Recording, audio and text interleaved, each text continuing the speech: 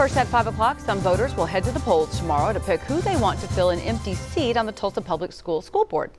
News on 6's Amy Slanchik talked to all 4 candidates on the ballot and joins us live at the Education Service Center with more. Amy?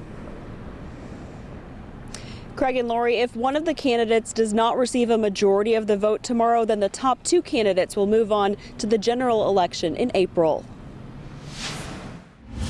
Voters who live in TPS's District 7 will have 4 options on the ballot to fill an open school board seat. One is Junegrid Baker, who says she's taught for nearly 40 years in Trinidad and Tobago, Colombia, and most recently at TPS. She says her main objective, if elected, is to bring prayer into schools. So I firmly believe that God, Jesus, is the answer to the problems that our youth are facing.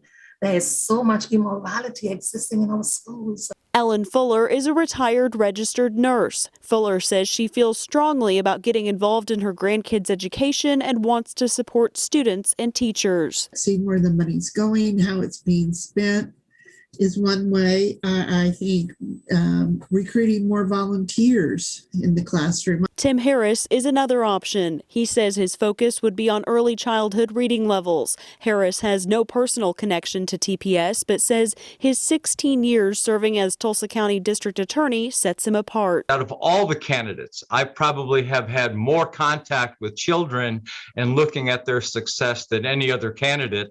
And so that's what makes me the child advocate that I am, is my background. Susan Lampkin has been a TPS parent for 16 years. She is the PTA president at Memorial High School and a VP of the Tulsa Council of PTAs. Lampkin says she feels the biggest issues right now are supporting teachers and keeping students learning in person full time. I have relationships with people. I know how to be a part of the school setting and the school, the families in the schools, and be part of that so that I really could represent what they maybe are in need of as we move forward.